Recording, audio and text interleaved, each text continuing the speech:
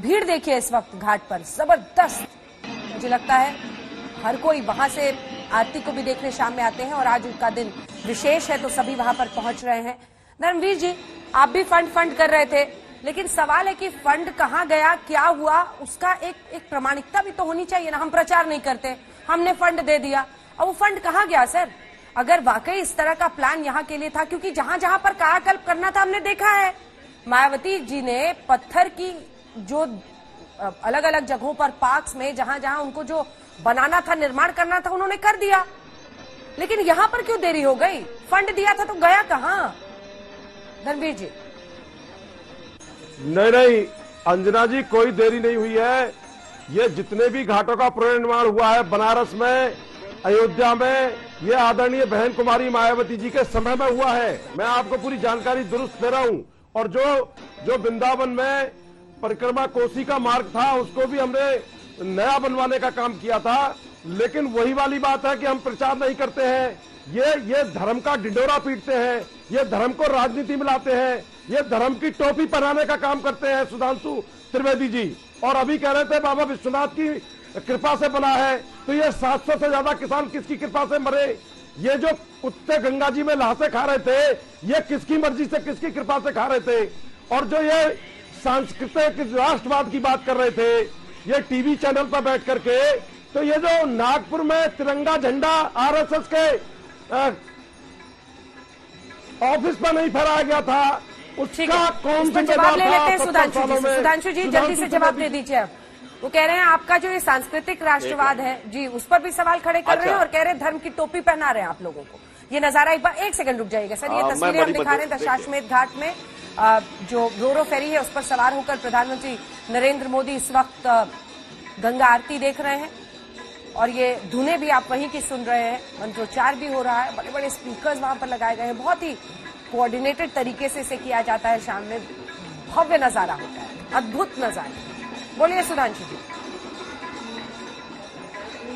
देखिए, वैसे मैं नहीं चाहता था ऐसी बहसों में, धर्मवीर जी ने ये बोल दिया तो मैं सिर्फ ये कहना चाहता हूं कि इनकी नेता तो ईश्वर के नाम की शपथ नहीं लेती। और आपने कहा फंड कहां चला गया, ये एकमात्र नेता हैं भारत के राजनीतिक इतिहास की जिन्होंने कहा मैं देवी हूं, चढ़ावा मुझ पे चढ़ाओ। किसी नेता ने नहीं कहा कि मैं देवी या देवता हूं, उन्होंने कहा चढ़ावा मुझ पे चढ़ाओ। तो हो सकता है अंजना जी फंड सब चढ़ावे में चढ़ गया होगा, इसलिए वो कहीं यथार्थ में दिखाई नहीं पड़ रहा है। इसलिए जो कुछ धर्मवीर जी कह रहे हैं, उनके मन का आक्रोश, क्षोभ, खीज जो भी है, खिसियाहट जो भी कहिए, उसके प्रति मैं पूरा सम्मान रखते हुए कहना चाहूंगा कि आज के समय में हाथी के खाने के दांत और दिखाने के दांत और, यह राजनीति में सबने देखा। जो नेता ईश्वर के नाम की शपथ न ले, वो ये कहे हाथी नहीं गणेश है, ब्रह्मा विष्णु महेश है, कोई बात नहीं, मैं उसमें भी सकारात्मकता मानता हूं। आप इतने तक भी आए तो अच्छी बात है। अगर आपने मन में संकल्प भी किया था, चलो उसको भी हम एक उपलब्धि मानते हैं। मूर्त रूप हमने किया क्योंकि हमारे मन का संकल्प भी दृढ़ था, इच्छा शक्ति भी दृढ़ थी, कर्मठता भी प्रबल थी, इसलिए यह साकार रूप में दिखाई पड़ रहा है।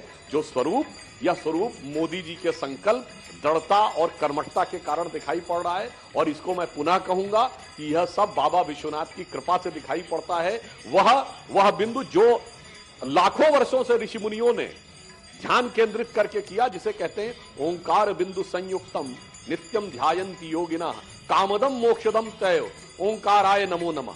और ये वो धरती है। मैं अभी एक फैक्ट बता देना चाहता हूं जो बोला था मोदी जी ने भी, शंकराचार्य जी को शंकर भगवान के दर्शन डोम राजा ने करवाए। यह वह धरती है जहां संत रैदास हुए। और जो भक्ति का सबसे बड़ा ग्रंथ माना जाता है भक्तिमाल, जो काशी के पंडितों ने लिखा, उसमें पूज्य संत के रूप में संत रविदास आकर स्थापित हैं, जिन्होंने काशी नरेश से कह दिया था कि मैं अपनी राम की मूर्ति नहीं दूंगा, चाहे तुम कितना धन दे दो। जब उसने कहा पूरा तुम्हारा घर भर देंगे सोने से संत रविदास जी, मगर ये मूर्ति दे दीजिए, तो रविदास जी ने ये कहा था कि एकै मोरो राम नाम धन एकै मोरी आशा, ऊ धन इहे ई चले जाइए ना चाहे भगत रैदासा। तो एक एक नए नए उदात्त स्वरूप यहां पर काशी ने दिखाए हैं अनादिकाल से लेके आज तक, और ये वैसा ही एक स्वरूप यहां दिख रहा है। हमें लगता है काशी की सनातन भारतीय संस्कृति की जो प्रतीक है, जो सांस्कृतिक राजधानी है, उससे आज प्रेरणा लेने की आवश्यकता है। मैं पुनः कह रहा हूं, राजनीति बाद में भी होती रहेगी, परंतु आज आप देखिए कि कैसे भगवान शंकर का। और एक बात और कह दूं अंजना जी, नारा क्या लगता है काशी में?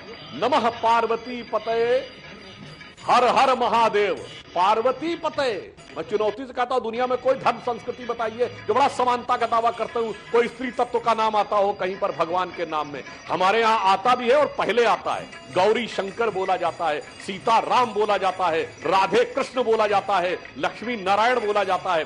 तो मैं इसलिए कह रहा हूं, विविध आयाम हैं काशी के, विविध आयाम हैं भगवान शंकर के, जो सामाजिक समरसता से लेके, समानता से लेकर, ज्ञान से लेकर और विज्ञान तक सब कुछ दिखाई पड़ता है।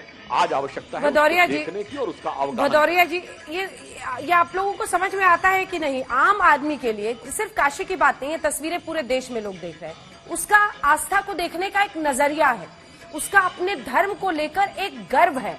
उसको जिस तरीके से सुधांशु जी कहते हैं, आपके पास काट है इसका, क्योंकि ये उनको जोड़ता है पार्टी से, तभी लोगों से, तभी तो उन्होंने एक नब्ज पकड़ ली है। अब आपको मिल ही नहीं रही वो नब्ज। आप दिक्कत ये है कि आपको कार्ड दिखाई दे रही है आस्था में। मैंने कब कहा आस्था के लिए कार्ड खोजने की जरूरत है भाई? यही तो भारतीय जनता पार्टी का असली चेहरा है। वो चाहते हैं कि हम इसमें कुछ बोलें, जबकि सुधांशु जी क्या बोल रहे हैं? सुधांशु जी कह रहे हैं कि हम तो कहते हैं बाबा की कृपा से हुआ। बिल्कुल, हम भी तो यही कहते हैं, लेकिन आपके नेता कहते हैं कि हमने बनवाया है। तो रावण आपके नेता हो गए ना? आपने खुद ही कह दिया हमारे नेता रावण है, जो कह रहे हैं कि नहीं हमने ये करवाया। तो कितने के बयान सुनवाते हैं आपको भारतीय जनता पार्टी के नेता जो कहते हैं कि नहीं हम ये कर रहे हैं, हमने ये काम किया, हमने काशी विश्वनाथ के लिए काम कर रहे हैं। तो इसके मतलब वो रावण हुए ना आपके हिसाब से। आपने बोला है, मैंने नहीं बोला है। तो आप अपने नेता को रावण बोल रहे हैं। इसके लिए अब आपको बधाई दूं कि क्या बोलूं पता नहीं, लेकिन हाँ, बार बार अंजना जी, अगर आप ये कह रही हैं कि इसकी काट क्यों खोज, अरे भैया कौन काट? आस्था में काट की जगह कहाँ है? नहीं, आस्था में काट की जगह नहीं है, लेकिन अगर पुरातन काल के मंदिर सूर्य की रोशनी देखने का इंतजार कर रहे थे तो क्यों उन्हें इतनी सदियों तक करना पड़ा? ये सवाल तो आपसे पूछा जा सकता है ना, कि आपने उस और कुछ नहीं। आप लाख दोष दीजिए, लेकिन एक सवाल ये बना रहता है। और जिस तरीके से भारतीय जनता पार्टी एक रणनीति के तहत चलती है, उस पर भी हमेशा चर्चा होती है, और वो भी जनता के सामने है कि वो कैसे धर्म और राजनीति के एक अनूठे मेल के साथ वो अपनी पॉलिटिक्स को आगे ले जाते हैं। इससे कोई इनकार नहीं कर सकता।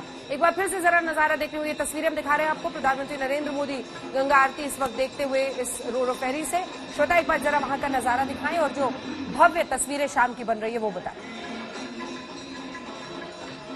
जी अंजना, यहाँ पर गंगा आरती अब अपने संपूर्ण भक्ति से सराबोर आप यहाँ देख सकते हैं। इसीलिए भले ही प्रधानमंत्री सामने हैं, लेकिन कुछ देर के लिए जो लोग हैं यहाँ पर, वो भक्ति भाव में ऐसे घिरे हैं कि वो गंगा आरती के इस अलौकिक पल में खुद को सराबोर कर देना चाहते हैं। अब जो पूरी अब जो धूप दीप दिखाया जा चुका है, लेकिन अब आरती जो यहाँ की क्यों खासियत उसकी होती है, क्योंकि इतनी लड़ियों में, इतनी पंक्तियों में यहाँ पर आप देख लेंगे दीपों को। वैसे तो गंगा जी जहाँ जहाँ शहरों से लगते हुए, जहाँ जहाँ पर लोगों की बसावट है और वहाँ वहाँ पर घाट है, वहाँ वहाँ गंगा आरती करने की परंपरा है कि सूर्य अगर अस्त भी हो रहे हैं तो उस समय आप सूर्य को दीप दिखाकर, डूबते सूर्य को दीप दिखाकर कहें कि ये दीप हमारे मन का प्रज्वलित रहेगा, गंगा जी की आरती करते हुए कि हम हैं यहाँ पर, आप हमारी जीवन दायिनी, मोक्ष दायिनी। लेकिन यहाँ पर एक इंसान के नाते, एक मनुष्य जो कि शायद लाचार है, बेबस है, कुछ नहीं कर सकता आपको बदले में, लेकिन हमारी आस्था का दीप आपके लिए प्रज्वलित रहेगा। तो यहाँ पर जब देखिए अब आरती की वो तस्वीरें हमारे सामने आनी शुरू हो चुकी है। ये दृश्य जो सबसे अद्भुत होता है, ये दृश्य जो सबसे अलौकिक होता है, प्रधानमंत्री और बाकी जो विशिष्ट अतिथि हैं वो सब अब हाथ जोड़े इस आरती में अपनी आस्था में लीन हो जाना चाह रहे हैं। और यहाँ पर भी जो तमाम लोग हैं इस समय आरती में ही लीन है। हालांकि उन्हें इस बात का भी आभास है कि वाराणसी के जो सांसद हैं और जो उनके प्रधानमंत्री भी हैं, वो उनके सामने इस समय उस नाव पर बैठे हुए हैं, उस नाव पर अपनी भक्ति, अपनी आस्था में लीन है। बिल्कुल, और वही नजारा हम दिखा रहे हैं अपने दर्शकों को।